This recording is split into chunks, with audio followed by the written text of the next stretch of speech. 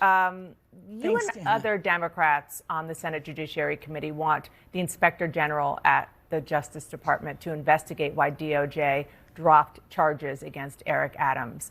We see a lot of what happened in public with the memos going back and forth. What more do you want to learn? And to be honest, what can you do about it? Well, I'd first say this is just another day in the Trump administration. Costs are up, chaos is up, and yes, corruption is up. They have literally taken the mayor of New York City, who was facing and is facing serious charges of bribery, which were going to be expanded, and they have turned him into their own political pawn. And they have done this by trying to force career prosecutors in the Justice Department to drop the charges against him. These were not like members of the resistance, Dana. They are people like Danielle Sassoon, someone who's a member of the Federalist Society, was a clerk for Justice Scalia, a conservative superstar, an excellent lawyer. And she said, no, I will not do that. I would rather resign the position as head of the Southern District of New York Attorney's Office. Or you have people like the head of the case, who is actually a decorated Iraqi war veteran who'd clerked for Justice Roberts. And I read what he says, Hagan Skoton, because what he says is, I expect you will eventually find someone who is enough of a fool or enough of a coward to file your motion, but it was never going to be me. And my hope is that my Republicans and colleagues in Congress start showing that kind of courage, start showing that kind of fortitude, and that follow the advice of the Constitution that they are supposed to advise and consent on these nominees like Kash Patel instead of simply accepting and acquiescing every step of the way. So this is a major assault on the justice system. Your colleagues across the aisle who you work with, probably more than most, if any, other Democrat in the Senate, they have done almost none of what you just said. What makes you think they're going to stand up now and say, oh, I don't like this, or try to do something about it? I don't think that right now, but I'm going to keep making the case to them as Democrats have stood up time and time again to some of these dangerous nominees like Kash Patel, like the people that you see coming into the Justice Department.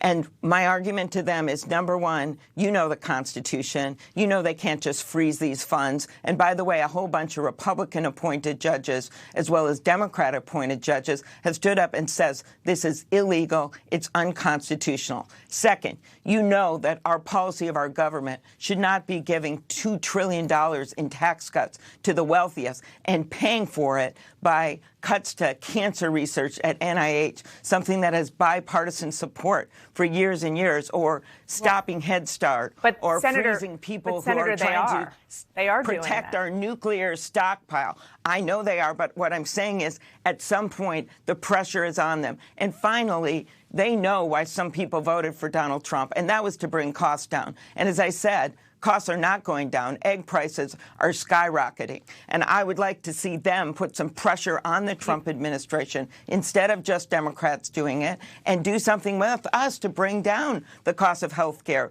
cost of housing, cost of child care. They are not doing that right now. They are acquiescing. If they could just stand up to one of these nominees, one of them, and I would suggest Kash Patel, who has said the FBI should turn into a museum and he'd close it down, who said that the FBI is corrupt numerous times, who has said that he can reverse the effects of the vaccine with a supplement and try to make money off of that. Maybe that's the guy they should stand up against. Senator, you've also said that the courts, assuming that what you just described is not going to happen, Republicans won't stand up, the courts are the last line of defense. There are situations right now, CNN reported this week, where the administration is defying court orders to get them to freeze federal funds, for example. Are we in a constitutional crisis? We're not quite there yet, because ultimately, when the final court order is made, the Trump administration is going to have to decide, and this isn't just at the top, these are lower level people as well, Are they going to face contempt charges? In the past, in the last administration, they did follow the court orders, and you do have voices in the United States Senate, like Senator Thune, the leader, or people like Chuck Grassley, even Josh Hawley, saying that you have to follow the rule of law. But if they don't, the court has inherent powers to find them in contempt, which of course could mean going to jail. And I'm not surprised that the courts are stepping in. Of course, it's Democratic attorney generals across the country that are bringing these cases. But they have basically said, no, Elon Musk cannot start rifling through the data of Americans. That violates their privacy. No, you cannot take an agreement that was made between Democrats and Republicans to fund cancer research for kids and just stop that research in its tracks. That's where you see the court stepping up. Do you think that one of your powers, obviously, the big power in Congress is the power of the purse. Do you agree with what Senator Cory Booker told me last week, that perhaps you should withhold votes on a funding bill to keep the government open past the March 14th deadline as leverage? We shut down the government? I didn't see that interview, but I know what our position is, and that is that, and Cory's, and that it is not Democrats who are going to shut this government down. We want to keep the government open. Every sign of that, every court case we're bringing gives you that evidence. It is Republicans that are running the government. They're running the presidency and Congress right now, and it is up to them. It is up to them to keep that government running. They better learn how to run it, because right now it is pure chaos. It sounds like you're going to be no votes by what you just said.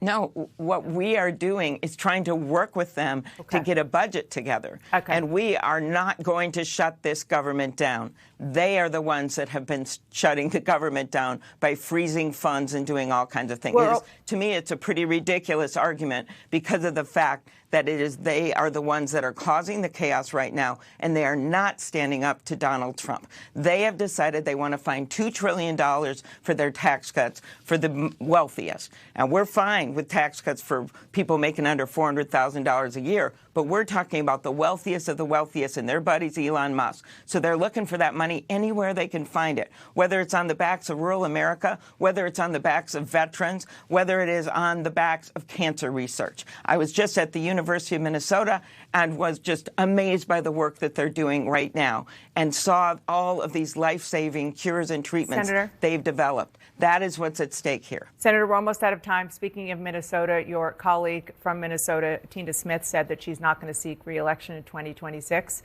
Do you think that the governor, Tim Walz, should run? As far as I know, the governor is running for governor, and I just spoke with him in the last week. We have a very deep bench of candidates in Minnesota. We're going to win this seat, and I am looking forward to working with our nominee to make sure they get elected. I think the bigger picture here, though, is that Democrats, we are in this big time all across the country. We're in it with the courts and our Democratic attorney generals and making sure we're standing up for regular people. We're in it with Congress, with our oversight and pushing so hard on these nominees. And finally, we're in it with our constituents, and our phone system is like breaking in Congress. We're using their emails as evidence to make the case for the American people. And you see now that 66% of people believe in the last polling that Donald Trump is not doing enough to bring down costs. Republicans aren't doing it. They better get to what they promised to do, which is to work with us to bring down housing, child care, and health care costs. Yeah. That's what we want to do. He also promised disruption, and on that, he is keeping